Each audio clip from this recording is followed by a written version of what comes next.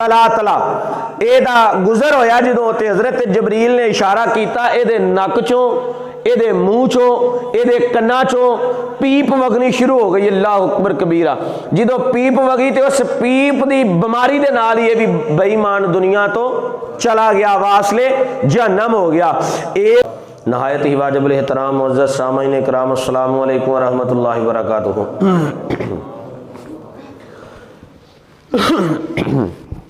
कल मैं एक आयत मुक़द्दसा दी तशरीह दे अंदर बात अर्ज की सी, इन्ना कफ़ैना कल मुस्तहज़ीन।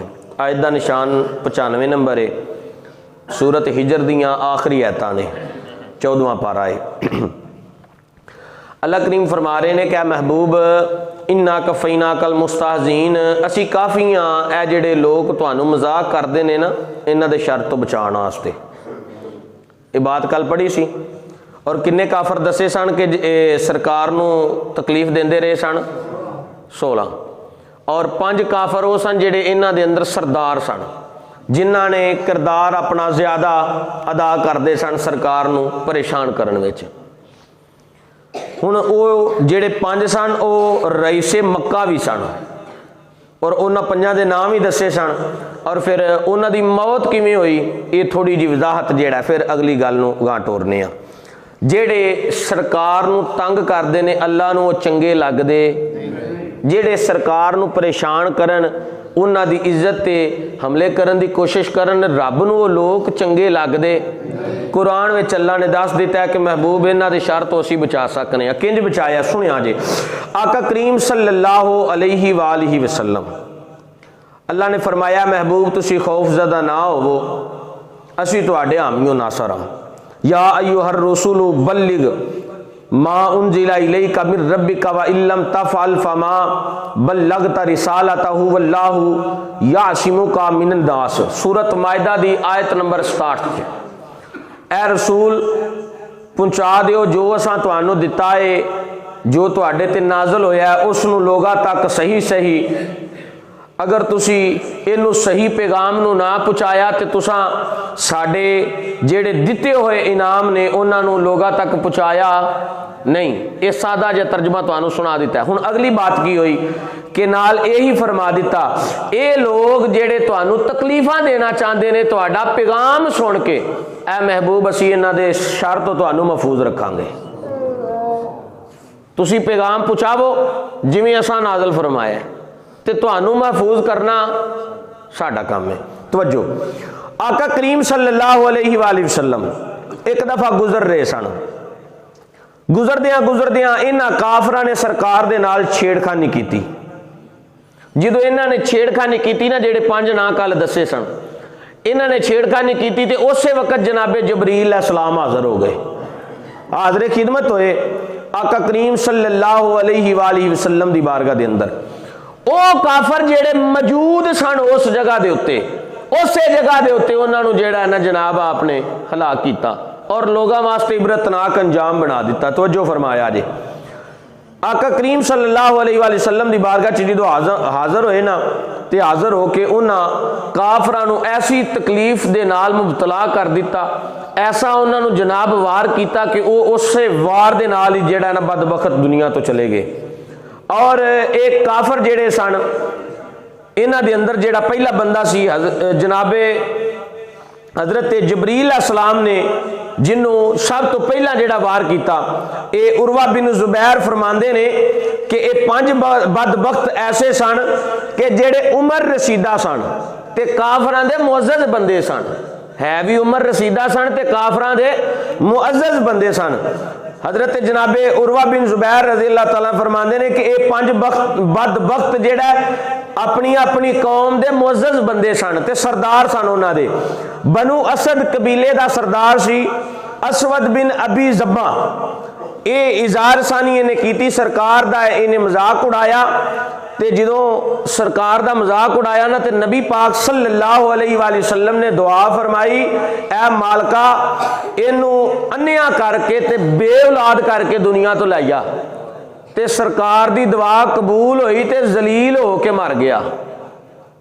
ना ओदी औलाद रही ते ना ओदी कोई नस्ल अगो दुनिया ते।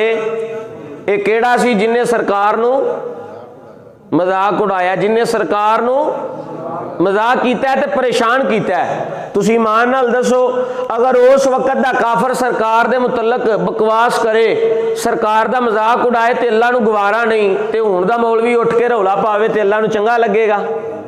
कुरान दी नस विच गल साबित हो गई है कि जेड़ा सरकार दे मुतलक सल्लल्लाहु अलैहि वसल्लम आप दे मुतलक जिस बंदे दा अकीदा दुरुस्त नहीं, वो बंदा रब नू भी चंगा लगदा नहीं। ये पहला बंदा सी जिहदे मुतलक दुआ फरमाई। और दूसरा बनु ज़ोहरा कबीले दा असवद बिन अबद यगोस, और बनु मखजूमी कबीले दा वलीद बिन मुगीरा, बनु साम कबीले दा आस बिन वैल, और बनु खजा कबीले दा हारिस बिन तलातला। ये शरारतां करते रहे, जो हद तो ज्यादा इन्हां दियां हो गई ते जनाबे जबरील ने उन्हां के की कीता है। हजरत उरवा बिन जुबैर और दिगर उलमा ने इस बात को रवायत किया कि नबी पाक सल्लल्लाहु अलैहि वसल्लम काबे दा तवाफ पे करते सन, ते जनाबे जबरील आन के खड़े हो गए। जो जबरील आन के आप दे पहलू विच खड़े होए ना, तो यह भी काफर आ गए। उत्थे सरकार तवाफ पे करते ने काबे दा, एक काफर भी आ गए, तो जनाबे जबरील भी एक पहलू विच खड़े हो गए। इसे सना दे अंदर जनाब इसे ही जगह दे उत्ते असवद बिन यगूस आप दे कोलों दी गुजरिया, ते हजरत जबरील ने ओदे पेट दे उत्ते कोई चीज लगाई, छड़ी लगाई या कोई चीज लगाई, ओदे पेट दे उत्ते जेड़ा है ना जनाब ओ जख्म आया, और फौरन इस्तस्का दी बीमारी दे अंदर मुबतला होया ते जलील होकर दुनिया तो मर गया। अल्लाह अकबर कबीरा। और फिर वलीद बिन मुगीरा एक कोलों दी गुजरदियां गुजरदियां सरकार दी इन्हें चद्दर मुबारक नू खिंचिया, ते अल्लाह नू ये गल चंगी ना लगी, ते जनाबे हजरत जबरील उस जगह दे उत्ते खड़िया होके जनाब जरब लाई, ओदे टखने दे उत्ते जेड़ा जख्म आया उस दे अंदरों पीप वगी, और ओ जख्म दी ताप ना लई ते ओ भी जलील होके तड़प के उत्थे ही मर गया। और फिर इस तो बाद जनाब 2 साल कबल हजरत जनाब एक जख्म आया सी इसनू, और ओ जख्म बनु खिजा दा एक आदमी सी, उन्हें इनू जेड़ा है ना अपना तीर मारिया सी, एक जगह तो रस्ते तो जा रहा सी, और जो तीर मारिया तो ओदे पैर दे उत्ते जेड़ा निशान पै गया। वो जख्म ठीक नहीं सी कितों भी हुंदा, ते जनाबे जबरील अलैहिस्सलाम ने उस जख्म अल जो इशारा किया ना, इंज नजर भर के वेख्या, ओदा जख्म फिर तरो ताज़ा हो गया, ओदी ताप ही ना लै सकिया है। ये बेईमान भी वासले जहन्नम हो गया। और इसे तरीके दे नाल अल्लाह करीम ने फिर इस तो बाद आस बिन वैल, ये भी सरकार दे कोलों दी जो इहदा गुजर होया, ते हजरत जबरील ने उस ते तलवे दे वल इशारा किया, ओदे पैर दे तलवे वाल इशारा किया। ये सवारी ते सवार होया ते बाहर जंगल चला गया, जंगलों में जाके वो सवारी जेड़ा त्रिमकी ते तलवे दी बीमारी दी वजह करके ये भी वासले जहन्नम हो गया।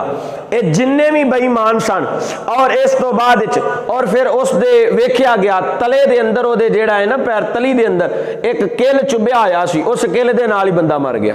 किल नाल बंदा मरदा है, पर मारिया किन्ने सी? ते जलील करके मारिया कि बेईमानो तुसी मेरे यार नू परेशान कर दे हो। अगली बात जेड़ी पंजवां बंदा जेड़ा सी ए हारिस बिन तलातला, एदा गुजर होया जो, ते हजरत जबरील ने इशारा किया, एदे नक चों, एदे मुंह चों, एदे कन्ना चों पीप वगनी शुरू हो गई। अल्लाह अकबर कबीरा। जो पीप वगी तो उस पीप की बीमारी के नाल ही भी बेईमान दुनिया तो चला गया, वासले जहन्नम हो गया।